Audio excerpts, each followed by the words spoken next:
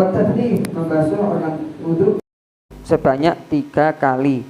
Membasuhnya secara yakin 3 kali. Apabila ragu-ragu membasuhnya berapa kali, maka diambil yang paling sedikit. Oh mungkin ragu-ragu 2 apa 3. Oh ya dihitung 2 ditambah 1, sehingga kita mengambilnya itu yang paling sedikit. Ragu membasuhnya sekali apa 2 kali, dihitung masih membasuh sekali, sehingga dia menambah basuhannya sebanyak 2 kali. Dan makruh hukumnya menambah basuhan lebih dari 3 kali. Naam, dan salah satu makruhnya wudhu adalah israf. Israf adalah berlebih-lebihan dalam memakai air wudhu, apalagi orangnya banyak, orang yang mau wudhu banyak, yang mau pakai air banyak, kemudian kita berlebih-lebihan dalam memakai air wudhu, maka itu bisa dikategorikan haram hukumnya. Dan salah satu sunnahnya wudhu adalah mashu jami'ir ra'si, membasuh semua kepala kita. Jadi jempol kita ditaruh di atasnya alis, tangan basah, kemudian diusapkan ke segala kepala dari depan sampai belakang, kemudian dikembalikan ke depan lagi, itu dihitung 1. Kemudian 2 kali dibasahi lagi, kemudian sampai ke depan 3 kali. Itu hukumnya sunnah. Tapi kalau yang wajib cuma membasuh sedikit dari kulit kepala ataupun sedikit dari rambut yang ada di kepala kita. Tapi kalau sunnah semuanya dibasuh agar lebih sempurna dan banyak pahala yang kita dapatkan dalam wudhu kita. Naam, seperti itu. Ini yang harus kita perhatikan, sunnah-sunnah wudhu. Kemudian membasuh kedua telinga. Dohirnya telinga ataupun batinnya telinga. Dohirnya telinga, kedua telinga adalah yang berhadapan dengan kepala kita. Belakang telinga kita itu udhun, dohirul udhun. Ini dohirul udhun. Kalau yang dalam itu batinul udhun. Maka dohirnya telinga kita basuh dengan air, dalamnya telinga kita basuh dengan air. Jari telunjuk dimasukkan telinga, kemudian diputarkan. Terakhir pakai jempol membersihkan belakangnya telinga. Dilakukan sebanyak 3 kali. Diambil air yang baru, kemudian dibasuh dengan cara seperti itu, sehingga sunnah. Karena sebagian ulama mengatakan telinga itu termasuk dari wajah, tapi ini hukumnya sunnah. Membasuh telinga ketika membasuh kepala dalam keadaan basah. Naam, dan disunahkan juga apabila jenggot seseorang tebal, hanya ketika membasuh wajahnya hanya membasahi di rambutnya ataupun bulu jenggotnya yang di depan saja, nggak sampai masuk ke kulit airnya, nggak wajib. Kenapa? Karena jenggotnya terlalu tebal.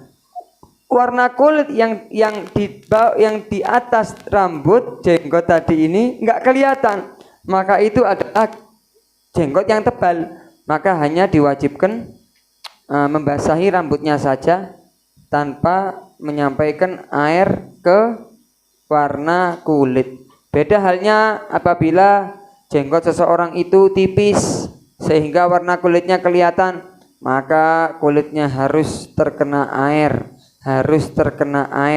karena jenggotnya itu tipis. Kalau jenggotnya tebal nggak wajib menyampaikan air ke kulit.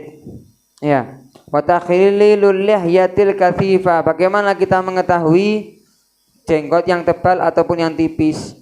Caranya adalah ketika kita ngobrol sama orang secara sejauh 1 meter, kita ngobrol, ketika kita ngelihat warna kulit yang ada di jenggotnya dia itu kelihatan, maka itu ringan, maka itu tipis, sehingga air wudhu harus sampai ke kulitnya. Tapi ketika kita ngobrol, kita nggak kelihatan itu warna kulit yang ada di belakang jenggotnya, maka jenggot yang dia miliki adalah jenggot yang tebal, maka tidak diwajibkan sampai airnya itu ke kulit tersebut. Tapi hukumnya sunnah apabila kita itu membasahi kulit yang jenggotnya tebal. Walaupun nggak wajib, tapi hukumnya sunnah. Kayak jenggot saya ini nggak tebal, sehingga saya wajib membasahi kulit saya. Apabila jenggotnya tebal, kulitnya nggak kelihatan, cukup membasahi rambutnya saja tanpa kulitnya. Akan tetapi hukumnya sunnah apabila kulitnya dibasahi, itu namanya takhlil. Begitu juga sunnah takhlilul asabi', mensela-selai jari jemari. Caranya seperti ini: kanan ditaruh di tangan kiri atas, gini-gini basah, kemudian gini-gini. Nah, ini hukumnya sunnah sekali. Begitu juga di kaki,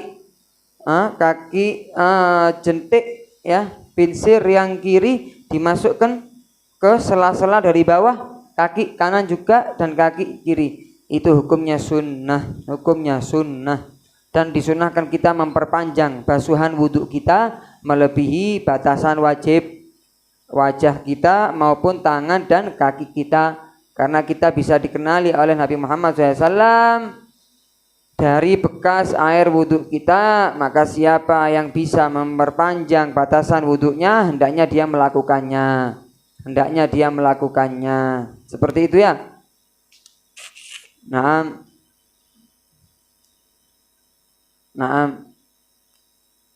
Semoga ilmu kita dijadikan ilmu yang manfaat. Semoga wudhu kita wudhu yang sempurna, sehingga insya Allah nanti kita dibangkitkan oleh Allah Subhanahu wa ta'ala di hari kiamat. Kita termasuk orang yang selalu dicahayai oleh Allah Subhanahu wa ta'ala. Amin ya rabbal alamin. Di Senin yang akan datang kita masih membahas sunnah-sunnahnya wudhu. Semoga panjang umur, sehat walafiat. Tidak masuk Idul Adha kecuali kita mendapatkan taufik lebih banyak dari Allah Subhanahu wa ta'ala. Amin ya rabbal alamin.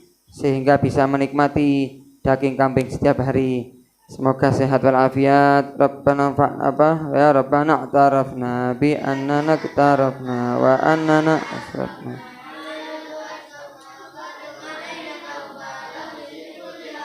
Astur lana al-awrati wa aminir rawati waghfir li walidina.